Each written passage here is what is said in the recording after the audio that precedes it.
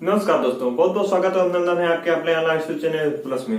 दोस्तों, आज का जो हमारा मैथमेटिक्स में टॉपिक शुरुआत करने वाले हैं वो है नंबर सिस्टम। नंबर सिस्टम को बहुत बेसिक से शुरुआत करेंगे और बहुत हाई लेवल तक ले जाएंगे। लेकिन अगर आप लोग मैथ के हमारे प्रीवियस वीडियो देखना चाहते हैं तो प्लेलिस्ट में जाके देख सकते हैं। चैनल के प्लेलिस्ट में जैसे work and time, speed, time distance, बहुत ही बेसिक से बहुत ही अच्छे अच्छे लेक्चर उसमें पड़े हुए हैं जो कि काइट लेवल तक लेक्चर हैं।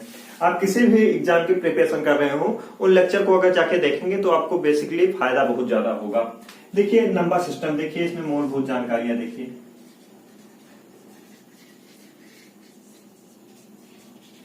दोस्तों नंबर सिस्टम बिल्कुल बेसिक से आप लोग बताएंगे, बिल्कुल घबराने की जरूरत नहीं है। देखिए नंबर सिस्टम में अगर नंबर्स की बात करें कि नंबर्स कैसे पैदा होते हैं, उत्पन्न कैसे होती हैं नंबर्स कैसे, तो नंबर्स मुख्यतः दो प्रकार से उत्पन्न होती हैं। कौन कौन से प्रकार से? पहली नंबर्स होती हैं फंडामेंटल्स नंबर होती हैं।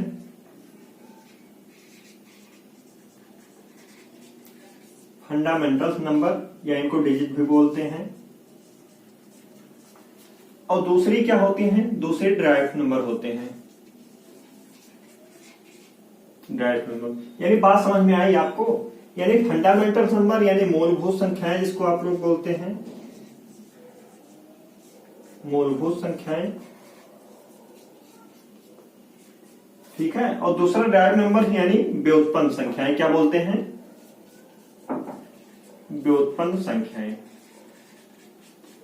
देखिए व्युत्पन्न संख्याएं दो ही प्रकार की संख्याएं होती हैं। कौन कौन सी? एक तो मूलभूत संख्याएं होती हैं, दूसरी व्युत्पन्न संख्याएं होती हैं। तो आप लोग वैसे ही जानते होंगे, बचपन से पढ़े आए होंगे, मूलभूत संख्याएं 9 मूलभूत संख्या होती है। 0 से लेकर 9 तक की जो संख्याएं होती हैं, 0 से लेकर जो 9 तक की संख्याएं होती हैं वो क्या होती हैं? वो मूलभूत संख्याएं होती हैं। तो यही है ये मूलभूत संख्याएं। और इन्हीं संख्याओं से जो सारी संख्याएं बनती हैं वो कौन सी संख्याएं होती हैं? वो व्युत्पन्न संख्याएं होती है, ड्राइव्ड नंबर होती हैं। तो आइए देखिए व्युत्पन्न संख्याएं क्या क्या होती हैं। व्युत्पन्न संख्याओं की जो गणना की जाती है फ्रेंड्स, इसका जो गणना किया जाता है वो जातीय मान के आधार पर किया जाता है और स्थानीय मान के आधार पर किया जाता है। यानी व्युत्पन्न संख्याओं को हम किस किस प्रकार से गणना करते हैं? जातीय मान और स्थानीय मान के आधार पर गणना करते हैं। जैसे अगर आप लोग देखें इसमें उदाहरण के तौर पे, तो हम कोई संख्या ले लेते हैं, जैसे लिख लेते हैं 5 4 3 2 1, 5 4 3 2 1। अब इसमें आप लोगों को बताना है 4 का मान लीजिए इसमें 4 का हम पूछ ले जातीय मान क्या है, जातीय मान क्या है, और दूसरा इसी 4 का हम पूछ ले कि स्थानीय मान क्या है, स्थानीय मान क्या है। तो फ्रेंड्स बताइए आप लोग इसका क्या उत्तर देंगे? आप लोग जो है इसका क्या उत्तर देंगे जरा हमें बताइए। स्थानीय मान और जातीय मान का आप लोग बचपन से पढ़े आए हैं, तो उत्तर क्या होगा?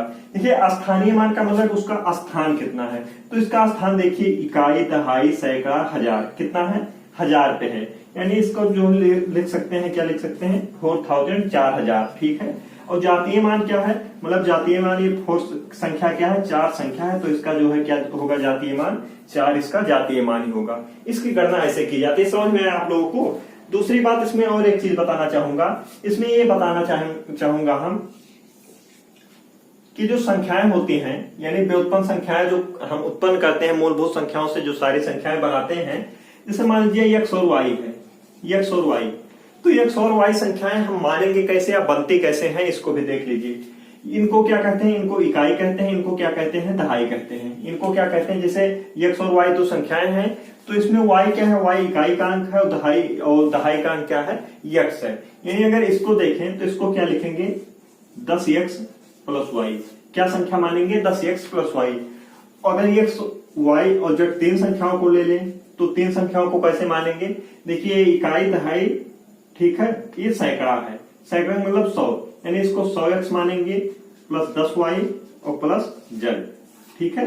इस प्रकार से संख्याएं मानी जाती हैं। क्या मानी जाती हैं? इस प्रकार से संख्याएं मानी जाती हैं। तो यहां तक आप लोगों को बात क्लियर हो गया होगा। नोट करना चाहे तो नोट भी कर सकते हैं। अब हम बात करने वाले हैं आगे क्या बात करेंगे? देखिए ध्यानपूर्वक देखिए। आप लोगों को एक एक चीज बेसिक से बिल्कुल समझाते हुए चलेंगे, बिल्कुल भी घबराने की जरूरत नहीं है। एक एक चीज बताएंगे, कोई भी चीज छूटेगा नहीं कि कोई चीज छूट जाए इसमें। जब हम कोई सब्जेक्ट, देखिए आप लोग प्रीवियस वीडियो में देखे होंगे कि कोई सब्जेक्ट जब हम उठाए हैं पढ़ाने के लिए तो उसको बेसिक से शुरुआत करें, उसमें कुछ भी नहीं छोड़े हैं कि कुछ छोड़े हों। देखिए नंबर सिस्टम में अगर बात करें संख्याओं की, तो संख्याएं इसमें जो है पहला तो जान चुके हैं कि संख्याएं बनती कैसे हैं।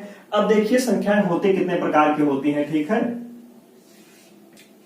बनने के आधार पे तो देख चुके दो। अब संख्याएं होती कितनी हैं, तो संख्याएं जो है दो प्रकार से होती हैं। नंबर्स कितनी होती हैं, दो प्रकार से होती है। कौन कौन सी होती हैं, एक होती है रियल नंबर, रियल नंबर को क्या कहते हैं आप लोग, रियल नंबर को आप लोग कहते हैं वास्तविक संख्याएं। और दूसरी होते हैं इमेजिनरी नंबर, क्या होती हैं, इमेजिनरी नंबर, इमेजिनरी नंबर्स। दोस्तों इमेजिनरी नंबर यानी क्या, काल्पनिक संख्याएं। देखिए नंबर सिस्टम में संख्याएं कितनी प्रकार की होती हैं, एक होते हैं रियल नंबर यानी वास्तविक संख्याएं, और इमेजिनरी नंबर यानी काल्पनिक संख्याएं। अब सोचेंगे आप कि काल्पनिक संख्याएं क्या है, वास्तविक संख्याएं क्या है। बिल्कुल आप सोच सकते हैं कि वास्तविक संख्याएं क्या है, काल्पनिक संख्याएं क्या है। तो वास्तविक संख्याएं वो संख्याएं होती हैं जिनको संख्या रेखा पे प्रदर्शित किया जा सकता है। क्या किया जा सकता है, जिनको संख्या रेखा पे प्रदर्शित किया जा सकता है, वो क्या होती हैं, वो रियल नंबर होती हैं, वास्तविक संख्याएं। यानी अगर देखें संख्या रेखा अगर आप लोग बनाएं तो संख्या रेखा कैसे बनाते हैं, 0, ये 1 हो गया, 2 हो गया, 3 हो गया, 4 हो गया, ऐसे ऐसे आप बना सकते हैं। इधर देखिए -1, -2, -3, ये सब क्या हो गई, ये सब क्या हो गई बताइए, ये रियल नंबर है, वास्तविक संख्या। ये है क्या है, वास्तविक संख्या है। और दूसरी होती है इमेजिनरी नंबर। इमेजिनरी नंबर्स क्या होती हैं, जैसे आप लोग पढ़े होंगे a+ib के फॉर्मेट में, a+ib के फॉर्मेट, जैसे मान लीजिए 3+4i, ठीक है, इस प्रकार से आप लोग पढ़े होंगे। ये होते हैं काल्पनिक संख्याएं। इसमें i का मान क्या होता है, i का मान क्या होता है, i का मान होता है √-1। ये काल्पनिक संख्याएं हैं। ये इस प्रकार की संख्याएं क्या होती है, काल्पनिक संख्याएं। जैसे मान लीजिए काल्पनिक संख्या की बात करें, √-4 लिख दिया गया, √-4। अब ये क्या है, ये काल्पनिक संख्या है। ऐसी संख्याएं नहीं होती हैं, ये क्या है, ये कल्पना मात्र है, ये काल्पनिक संख्याएं हैं। इसमें अगर इसका मान निकालना हो तो आप लोग कैसे निकालेंगे, जानते हैं, इसको लिख सकते हैं √4 इंटू √-1 लिख सकते हैं। और √-1 का मान क्या होता है, i होता है, और √4 का मान क्या होता है, 2, यानी इसको 2i लिख सकते हैं। क्या लिख सकते हैं, 2i।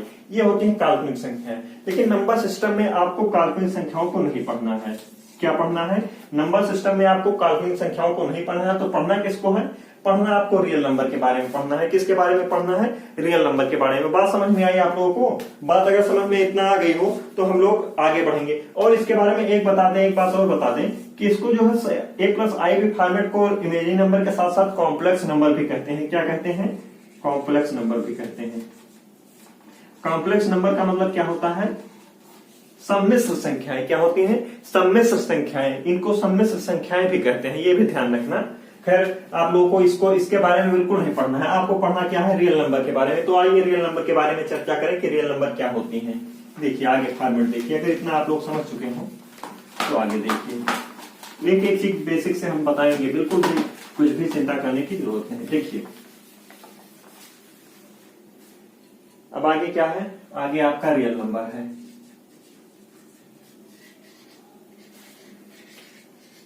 रियल नंबर्स या वास्तविक संख्याएं।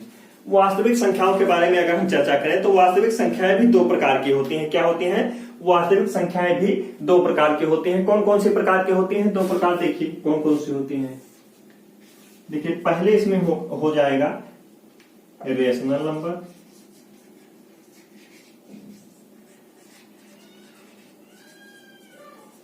और दूसरा इसमें होगा इरेशनल नंबर।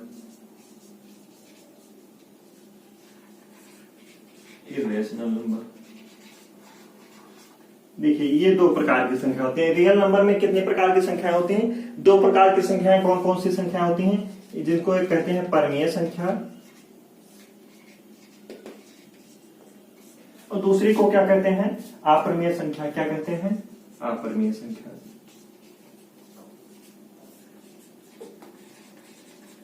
समझ में आई मित्रों।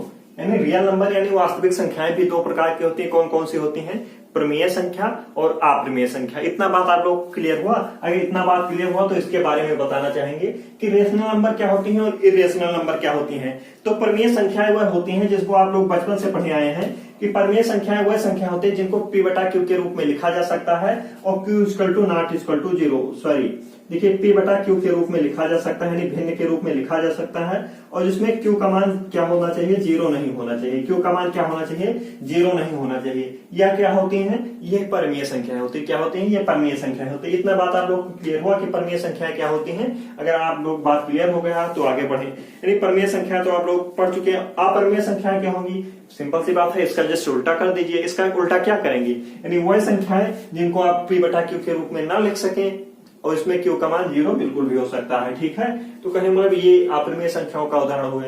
अब आप कहेंगे तो सर ये बताइए कि परमीय संख्याओं का उदाहरण देके बताइए, हमें ऐसे नहीं समझ में आ रहा है। तो उदाहरण देके हम आप लोगों को बताएंगे। जैसे देखिए उदाहरण देखिए, ठीक है, उदाहरण देखिए। उदाहरण क्या है, देखिए अगर हम लिख दें 4/3, 4/3, ये क्या है, ये परमीय संख्या है। क्या है, ये परमीय संख्या है। मान लीजिए लिख दिए 7/11, -7/11 लिख दिए, ये भी परमीय संख्या है। मान लीजिए हम लिख दिए √25, √25 का मान 5 होगा। ठीक है, ये भी क्या होगा, ये भी परमीय संख्या में आएगा। अगर आगे बात करें तो आगे और देखिए, अब इतना तो आप लोगों को क्लियर हो गया कि ये परमीय संख्या है। अगर लिख दिया जाए 5/1, ये भी परमीय संख्या है। क्या है, ये भी परमीय संख्या है। और एक बात देखिए, अगर लिख दिया गया 10/3 लिख दिया गया। ठीक है, 10/3 का मान क्या होगा, 10/3 को अगर 3 से भाग देंगे तो ये जानते हैं क्या आएगा इसका मान, इसका मान आएगा 3.333। ठीक है, 3.333। देखिए इसको और ज्यादा समझाने से पहले थोड़ा अपरमेय का उदाहरण दे देते हैं जिसको आप लोगों को समझ में आएगा। जैसे अपरमेय का उदाहरण क्या देंगे, मान लीजिए लिखा है 4.4132410 नहीं 41, मान लीजिए कुछ भी हो, 412। ठीक है, अब कहेंगे सर इसमें 3.33 इसमें लिखे हैं, ये परमेय संख्या, इसमें इसको अपरमेय संख्या लिखे हैं। मान लीजिए इसमें पाई लिख दिया गया और इसमें क्या लिख दिया गया, 22/7 भी लिख दिया गया। ये 22/7 परमेय संख्या है और पाई क्यों अपरमेय संख्या है। इसमें 10/3 का मान 3.33, ये क्यों परमेय संख्या, ये क्यों परमेय संख्या नहीं है। आप इसकी चर्चा कर सकते हैं ना, बिल्कुल कर सकते हैं। तो दोस्तों ये जो 3.33 यहाँ पे आती है, इसको क्या कहते हैं, इसको आवर्ती दशमलव कहते हैं। क्या कहते हैं, आवर्ती दशमलव कहते हैं। ध्यान देना, इसको क्या कहते हैं, इसको आवर्ती दशमलव कहते हैं। यानी वह संख्याएं क्या होती है, आवर्ती दशमलव क्या होती हैं, यानी वह संख्याएं जो दशमलव के बाद दोहराए आवर्ती दशमलव होते हैं। और आवर्ती दशमलव भी क्या होती हैं, एक परमीय संख्या होती है। आवर्ती दशमलव क्या होती है, एक परमीय संख्या है। लेकिन इसमें क्या है, इसमें आवर्त नहीं हो रहा है, आवर्त नहीं हो रहा। और इससे परीक्षा में क्वेश्चन बिल्कुल ही बनते हैं। आप लोग जैसे लेखपाल का परीक्षा हो गया, वीडियो का, मतलब छोटे छोटे जो एग्जाम होते हैं उसमें डायरेक्टली इससे प्रश्न पूछ लिए जाते हैं, नंबर्स दे दिए जाते हैं। और खासकर यहाँ पे दो चीज ध्यान रखना है, जैसे 22/7 यहाँ पे देख लीजिए, 10/3 देखिए, जहां पे रिकरिंग दशमलव आएगा, ठीक है, आवर्ती दशमलव आएगा, कहने मतलब बार बार संख्याएं रिपीट हो रही होंगी, वह संख्याएं क्या होती हैं, वह आवर्ती दशमलव क्या होती हैं। तो आवर्ती दशमलव परमीय संख्या होती है, लेकिन जैसे कहें मतलब आवर्ती दशमलव ना हो, इस प्रकार की संख्याएं हो। अब एक बात ये बनता है कि सर ये बताइए कि पाई यहाँ पे जो है क्यों, मतलब पाई का मान 22/7 होता है, 22/7 को आप लोग लिखे हैं परमीय संख्या और पाई को क्या लिखे हैं, अपरमीय संख्या। ऐसा क्यों हमारे साथ धोखा कर रहे हैं, तो ऐसा हम बताएंगे कि ऐसा धोखा क्यों हो रहा है। क्योंकि जो पाई का मान निकाला जाता है दोस्तों, क्या लिख दिया जाता है, 3.14। तो पाई का मान जो निकाला जाता है दोस्तों, पाई का मान ऐसा नहीं कि 22/7 निकल के आता है।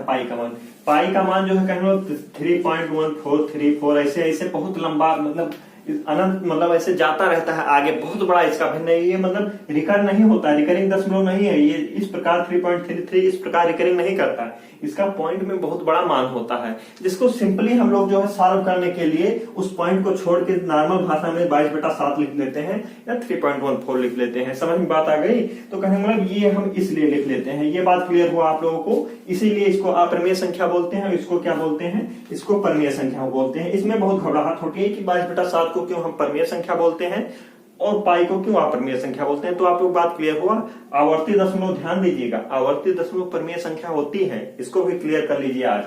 अब आगे हम लोगों को आप बताना चाहेंगे, देखिए अपरमीय संख्या से तो बहुत ज्यादा हमें मतलब नहीं है। अब हम रेशनल नंबर के बारे में पढ़ेंगे। क्या पढ़ेंगे, रेशनल नंबर के बारे में, ठीक है। क्योंकि अब हमारे परीक्षा से मतलब क्या है, रेशनल नंबर का। तो देखिए रेशनल नंबर क्या होती है, रेशनल नंबर के बारे में भी पढ़ लीजिए, ठीक है। रेशनल नंबर,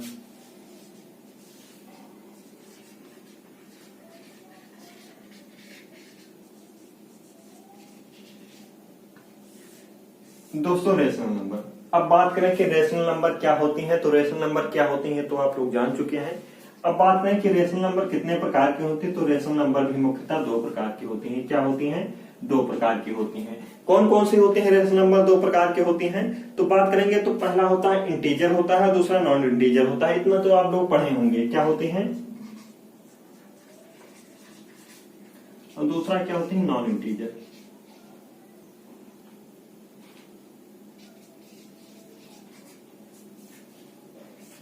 समझ बात आई? दो प्रकार की होती है। क्या क्या होती हैं? इंटीजर हो गया और क्या हो गया? नॉन इंटीजर हो गया।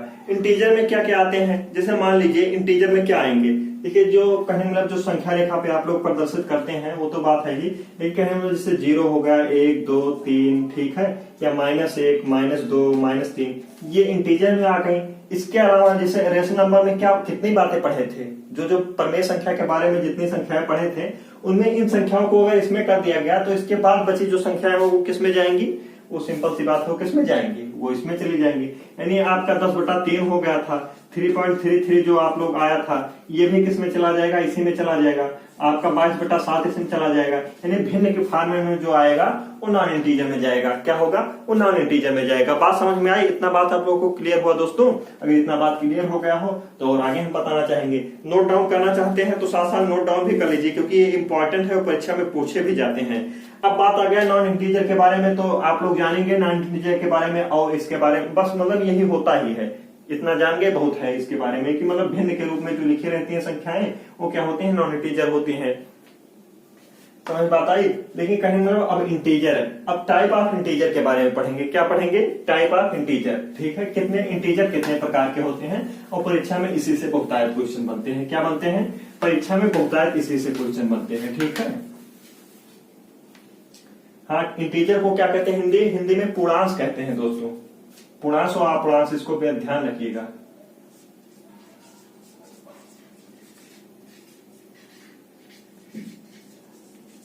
टाइप ऑफ इंटीजर, पूर्णांश के प्रकार क्या होते हैं? अब पूर्णांश के प्रकार जो होते हैं 6 प्रकार के होते हैं। इनको आप लोग जो है बचपन से बहुत पढ़ते चले आए हैं, तो हम फटाफट इसको बोल दे रहे हैं। आप लोग ध्यान से सुनिए, इस पे जो व्हाइट बोर्ड पे लिख उठेगा आप लोग ध्यान से पढ़िए और सुनिए। हम फटाफट बोल दे रहे हैं क्योंकि इसमें समझाने की जरूरत नहीं है। आगे वाले अब फिर इसके आगे जो समझाने वाली बात होगी वो समझाएंगे, लेकिन इसको जो है बहुत ज्यादा समझाने की जरूरत नहीं है। इसमें पहले होते हैं आप लोग देखिए नेचुरल नंबर क्या होते हैं। नेचुरल नंबर बचपन से ही पढ़ते चले आए हैं तो बहुत ज्यादा कुछ समझाने की जरूरत नहीं है, लेकिन देखिए नेचुरल नंबर क्या होते हैं, यानी प्राकृतिक संख्याएं जिनको बोलते हैं। तो प्राकृतिक संख्याएं वह संख्याएं होती हैं जिनका प्रयोग गिनने में होता है, उन्हें नेचुरल नंबर्स कहते हैं। जैसे आप लोग देखिए 1 2 3 4 ऐसे अनंत तक ले लीजिए, क्या होती हैं? ये नेचुरल नंबर्स होती हैं। और अगर आगे बात करें तो आगे देखिए होल नंबर्स क्या होती हैं, यानी पूर्ण संख्याएं क्या होती हैं। तो प्राकृतिक संख्याओं के साथ यदि शून्य को सम्मिलित कर दिया जाए तो इसे पूर्ण संख्या कहते हैं। जैसे क्या हो गया? जैसे 0 1 2 3, मतलब 0 को जोड़ दिया गया इसमें तो क्या हो गई? ये नेचुरल नंबर से बदल के पूर्ण संख्याएं होल नंबर्स हो गई। आगे बात करें तो आगे आप लोग जानते हैं बहुतायत पढ़े हैं इवन नंबर्स।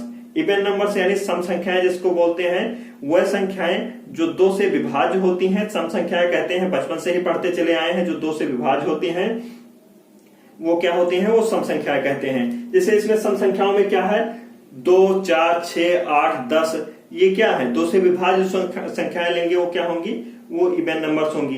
इसमें 2 को क्या कहते हैं? 2 को first consecutive numbers even numbers कहते हैं, यानी प्रथम क्रमागत सम संख्या कहते हैं 2 को। ये भी ध्यान रखिए, कई बार परीक्षा में तो यही पूछ लिया जाता है कि 2 को फर्स्ट कॉन्जिक्यूटिव नंबर किसे कहते हैं? तो 2 को कहते हैं, इसको ध्यान रखना। और आगे देखिए, आगे अगर देखेंगे तो ऑड नंबर्स होते हैं यानी विषम संख्याएं। तो विषम संख्याएं क्या होते हैं इसको भी जरा ध्यान से एक बार देखिए आप लोग, यानी वह संख्याएं जो 2 से विभाज्य नहीं होती हैं उन्हें विषम संख्याएं कहती हैं। सिंपल सी बात है, जैसे 3 5 7 11 13, ये सब क्या हो गई?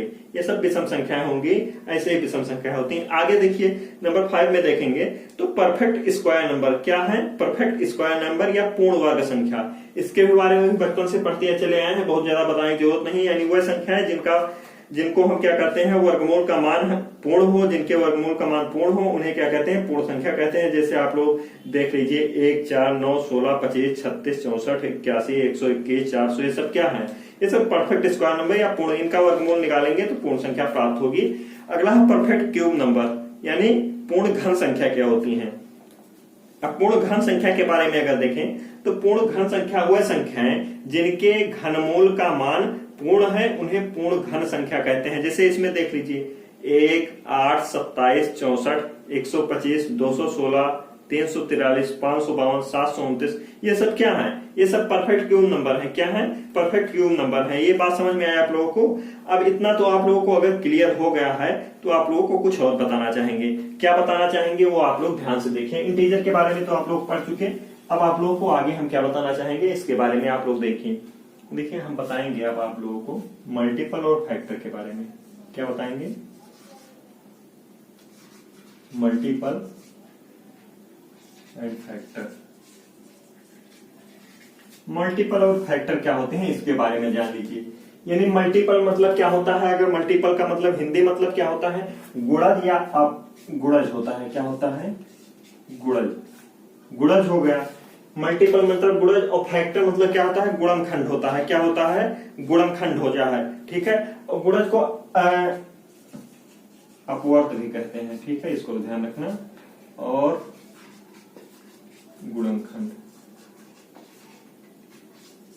बात क्लियर हुई यहां तक? बात आप लोगों की यहां तक क्लियर हुई?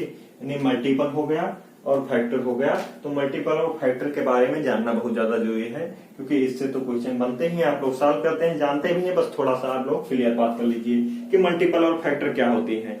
देखिए ध्यानपूर्वक, यदि कोई संख्या किसी संख्या को काट दे, ध्यानपूर्वक देखिए, यदि कोई संख्या किसी संख्या को काट दे तो उसे गुणनखंड कहते हैं, जबकि यदि संख्या कट जाए तो उसे गुणज या मल्टीपल कहते हैं। तो उसे क्या कहते हैं? गुणज या मल्टीपल कहते हैं। बात समझ में आई? बात समझ में आई कि नहीं समझ में आई? जैसे यहाँ पे अगर हम लिखते हैं 6/2, 6/2 लिख दिए। 2 से अगर काटेंगे तो 6 कट जाएगा कि नहीं कट जाएगा? 2 से अगर हम 6 को काटेंगे तो कट जाएगा कि नहीं कट जाएगा? तो यहाँ पे क्या है? तो 2 इज फैक्टर ऑफ 6, यानी 2 क्या है? 2 जो है गुणनखंड 6 का है। 6 का गुणनखंड आप लोग कैसे करते हैं? जैसे करेंगे 2, 3, इन सब से 6 कट जाएगा ना, तो करेंगे क्या है? यही गुणनखंड है। और मल्टीपल क्या होता है? गुणज क्या होता है? गुणज का मतलब ये होता है कि इसमें देखेंगे तो 6 इज क्या हो गया? 6 is multiple, 6 is multiple of 2। बात समझ में आए? यहाँ पे इस उदाहरण के माध्यम से समझ में आया। यानी 6/2 में अगर 2 का मतलब जो गुणनखंड बनते हैं, जैसे गुणनखंड क्या बनते हैं? जैसे 10 का गुणनखंड लीजिए। 10 को कैसे काटते हैं? 2 पंचे 10, फिर 5 से काट दिए, ये कट गया ना, यानी 2 गुणे 5। तो 2 5 क्या है? ये इसके गुणनखंड हो गया। ये इसके क्या हो गया? गुणनखंड हो गया। और इसके बाद में 10 क्या है? 10 अगर देखें तो 5 का मल्टीपल है कि नहीं है? मल्टीपल का मतलब क्या होता है? जैसे 5, 5 2 10, 5 3 15, 5 4 20। ठीक है, तो इसे मल्टीपल यानी गुणज है कि नहीं है? गुणज है। बात क्लियर हुई? ये गुणज है कि नहीं है? तो इसी तरह के मल्टीपल और गुणज होते हैं। इसको बात आप लोग क्लियर हो गई हो तो आगे बढ़े। समझ बात आई? बात आप लोगों को क्लियर हो गई? अगर हो गई हो तो कमेंट में यस कीजिए कि हाँ यस, हमें बात समझ में आ गई है। तो समझ में आ गए तो आप लोगों को कुछ और भी बताना चाहेंगे, और जो आगे बताने वाले हैं इस पे प्रश्न बनते हैं, बहुतायत बनते हैं, इसलिए आगे जो बताएंगे उसको आप लोग बहुत ध्यान से देखिएगा और सुनिएगा। आगे क्या बताएंगे हम? नहीं हवा नहीं बताएंगे कि ऐसा है कि कुछ आप लोग जानते नहीं, वही बताएंगे जो आप लोग जानते हैं। बस आप लोग दोबारा सुनिए और गौर से सुनिए। देखिए आगे क्या बताएंगे। प्राइम नंबर्स,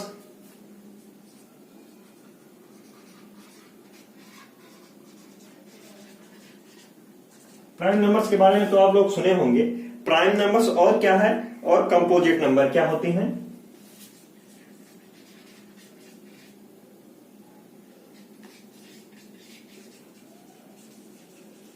ठीक है, prime numbers and composite number यानी और क्या है? प्राइम नंबर यानी क्या कहते हैं? प्राइम नंबर को अगर ध्यान से देखें तो प्राइम नंबर यानी भाज्य संख्याएं, भाज्य और अभाज्य संख्याएं। भाज्य और अभाज्य संख्याओं के बारे में आप लोग तो पढ़े होंगे, अगर पढ़े हो तो आप लोग बताइए कि प्राइम नंबर और कंपोजिट नंबर क्या होते हैं। तो आगे देखिए, इसका एक साधारण सा हम उदाहरण देते हैं। साधारण सा, पहले इसके बाद इसका परिभाषा देंगे। वह संख्याएं जिनके केवल और केवल 2 गुणनखंड होती हैं उन्हें अभाज्य संख्याएं यानी प्राइम नंबर्स कहते हैं, और जबकि 2 से अधिक गुणनखंड होने पर संख्या को भाज्य या यौगिक यानी कंपोजिट नंबर कहते हैं। ये ध्यान रखना आप लोग। इतनी बात समझ में आई या नहीं आई आप लोगों को? यानी जिनके केवल दो गुणनखंड हो उनको यहाँ देखिए कंपोजिट, यहाँ देखिए थोड़ा स्पेलिंग है, कंपोजिट नंबर कहते हैं। यानी देखिए अगर उदाहरण के तौर पे दे तो उदाहरण देखिए, अगर हम 2 लिख दिए, 2 के कितने गुणनखंड बनेंगे? 1 से कटेगा, 2 से कटेगा, यानी कितने गुणनखंड बने? केवल 2 गुणनखंड बने। ठीक है, 2 गुणनखंड बने तो यानी 2 गुणनखंड बने तो ये क्या है? ये प्राइम नंबर है। 3 ले लीजिए, 3 के कितने गुणनखंड बनेंगे? 1 से कटेगा और 3 से कटेगा, ये भी क्या है? ये भी एक प्राइम नंबर है। अगर ले लें 4 ले लें तो 4 कितने से कटेगा?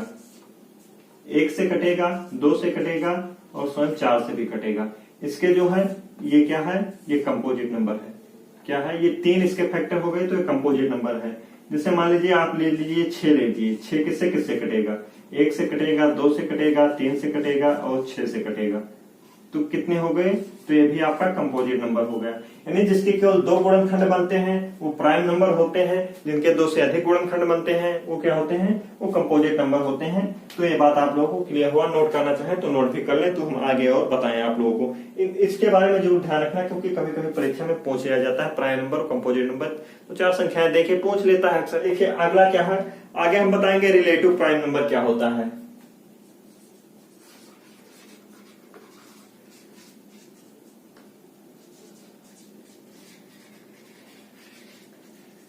रिलेटिव प्राइम नंबर यानी सापेक्षिक भाज्य संख्याएं क्या होती हैं? सापेक्षिक अभाज्य संख्याएं क्या होती हैं? ठीक है,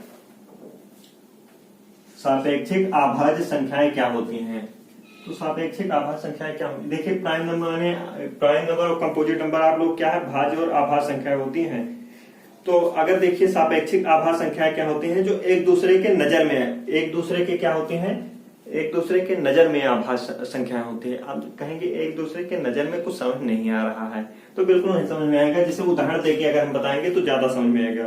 देखिए अगर उदाहरण दें 4 और 9, ठीक है, 4 और 9 ये संख्याएं बताइए, ये संख्याएं क्या है? ये संख्याएं अगर देखें 4 और 9 को देखें तो 4 और 9 केवल एक दूसरे में, 4 से 9 नहीं कटेगा, 9 से 4 नहीं कटेगा, समझ है? नहीं, एक दूसरे के जो कहने मतलब नजर में आभाज्य संख्याएं होती हैं उन्हें क्या कहते हैं? सापेक्षिक आभाज्य संख्याएं कहते हैं। 4 9 ले लीजिए और उदाहरण देखिए, तो अगर उदाहरण तो बहुत सारे हैं, जैसे 6 5 लिख दीजिए, 2 संख्याएं लिख दिए, ये भी एक दूसरे की नजर में क्या है? आभाज्य ही तो है। तो कहने में क्या है? ये भी क्या हो गया? अगला है को प्राइम नंबर क्या होता है? को प्राइम नंबर, क्रोपाइन नंबर यानी सहभाज्य संख्याएं क्या होती हैं? अब सहभाज्य संख्याओं के बारे में भी थोड़ा देख लीजिए। सहभाज्य संख्याएं क्या होंगी? इनका उदाहरण देखिए अगर बात इसके बारे में, तो सहभाज्य संख्या वह संख्याएं होती हैं जिसमें कॉमन फैक्टर एक ही होता है। ठीक है, जिनमें कॉमन फैक्टर क्या होता है? एक ही होता है। बस इसको ध्यान रखिए कि कॉमन फैक्टर क्या होता है? एक ही होता है। को प्राइम नंबर में कॉमन फैक्टर क्या होता है? एक ही होता है। जैसे आप लोगों को अगर दे दिया जाए 21 और 22, 21 और 22, तो 21 और 22 में अगर देखें तो इसमें कॉमन फैक्टर क्या होगा? जैसे 21 किससे किससे कटेगा? आप बताइए 21 किससे किससे कटेगा? तो 1 से कटेगा, 1 से कटेगा, 3 से कटेगा, 7 से कटेगा, और ये किससे कटेगा? 22 1 से कटेगा, 1 से कटेगा, 2 से कटेगा, 11 से कटेगा। ठीक है, तो उसमें एक है, एक ही तो कॉमन फैक्टर है, एक कॉमन फैक्टर है। एक के अलावा कोई और कॉमन फैक्टर है? बिल्कुल नहीं, एक के अलावा कोई भी कॉमन फैक्टर नहीं। तो एक के अलावा जब कोई कॉमन फैक्टर नहीं है तो आप लोग सिंपली क्या कह सकते हैं कि को प्राइम नंबर्स हैं। अगला देखिए आगे त्रिभुजीय संख्याएं क्या होती हैं? त्रिभुजीय संख्याएं,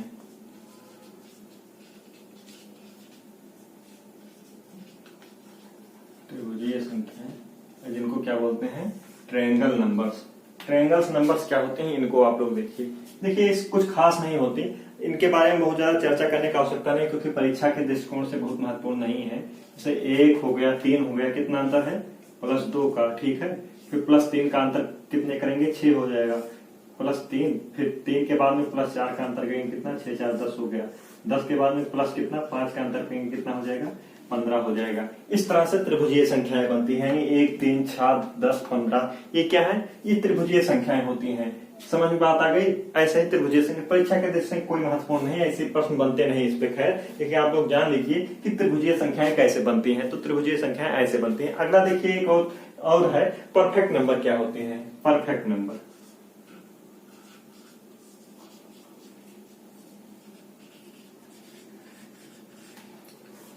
परफेक्ट नंबर क्या होती हैं। तो परफेक्ट नंबर वो नंबर होते हैं कि जिनका कहने मतलब गुणनखंड उनके योग के बराबर हो। समझ में बात आ गई, क्या कह रहे हैं बात लोग को समझिए आप लोग। जैसे हम लिख दें यहाँ पे हम 6 लिखते हैं, तो 6 का गुणनखंड क्या होता है। 6 का गुणनखंड 1 होता है, कटेगा 2 से कटेगा, 3 से कटेगा, 1 2 से और किससे कटेगा, 3 से कटेगा। ठीक है, और मतलब उस संख्या से ही कटे इसका नहीं लिया जाएगा। तो 1 + 2 + 3 क्या होंगी, 6 होंगी। कहने मतलब कि अगर देखा जाए कि जो जिससे मतलब जो गुणनखंड होता है उनका योग बराबर दोनों हो, अगर क्या होंगे, बराबर होंगे, 6 बराबर हो गया, तो कहने मतलब क्या है, यही परफेक्ट नंबर होते हैं। जैसे एक और परफेक्ट नंबर देखिए 28, 28 किससे किससे कटेगा। तो 28 की अगर बात करें तो 1 से 2 से कटेगा, 1 से कटेगा, 2 से कटेगा, फिर 4 से कटेगा, 4 के अलावा किससे, 7 से कटता है, 7 चौक 28। इसके बाद में 1 2 4 7 किसी और संख्या से कटेगा, और 14 दूना 28 होता है। कितना, 14 दूना 28 यानी 14 से 28 होता है। इनको जोड़ेंगे कितना हो जाएगा, 1 + 2 + 4 + 7 + 14। ठीक है, तो कहने मतलब 2 1 3 और 4 3 7 7 7 14 और 14 दूना 28। ठीक है, अब ये क्या हो गई, ये परफेक्ट नंबर हो गई। क्या हो गई, परफेक्ट नंबर हो गई। एक चीज और इसमें बताने लायक है जो बता दें, और इसी के साथ बॉडी का विराम भी देंगे, क्योंकि अब और कुछ इसमें बताने लायक नहीं बचा है। आज कहने मतलब जो बेसिक बातें नंबर सिस्टम में बताई जा सकती थी उन सभी बातों को आप लोगों को क्लियर कर चुके हैं। एक और होते हैं रामानुजन संख्याएं, बिल्कुल नहीं परीक्षा में पूछा जाएगा, बस आप लोग जान लीजिए रामानुजन संख्याएं, घबराने की जरूरत नहीं है। रामानुजन नंबर्स क्या होती हैं। अब कहेंगे रामानुजन नंबर क्या होते हैं, तो रामानुजन नंबर उन संख्याओं को कहते हैं जिनको मतलब जो दो संख्याओं का घन करने पर इक्वल आता है। जैसे मतलब 12 और 1 ले लीजिए, 12 1 ले लीजिए, इसके अलावा में 10 और 9 ले लीजिए, 10 और 9 ले लीजिए। 12 का अगर घन करेंगे, 12 का घन करेंगे, 12 का घन कीजिए और +1 का घन कीजिए। ठीक है, इसके अलावा 10 का घन कीजिए और 9 का घन कीजिए, कितना आ जाएगा। 12 का घन और 1 का घन अगर कहेंगे तो 1729 आएगा जोड़ने पर, 1729, और ये भी क्या है 1729। तो ये दोनों संख्याएं क्या है, ये रामानुजन संख्याएं होती हैं। ये आप लोग जान लीजिए, परीक्षा के दृष्टि से कुछ भी महत्वपूर्ण नहीं है ये, सब जान लीजिए कि रामानुजन संख्याएं क्या होती हैं। इस तरह रामानुजन संख्याएं बनती हैं। ठीक है, तो कहें मतलब जितनी बातें हो सकती थी, जितना परिचय देना था हमें, वो सारा परिचय विस्तार रूप से हम आप लोगों को दे चुके हैं। और अगला लेक्चर कहेंगे मतलब अब हम कल से अपना क्लास शुरू करेंगे। आज तो केवल बेसिक बातें आप लोगों को परिचय करा रहे थे। ठीक है, नंबर सिस्टम से क्या करा रहे थे, परिचय करा रहे थे। और अगला जो क्लास होगा वो बहुत ज्यादा इंपॉर्टेंट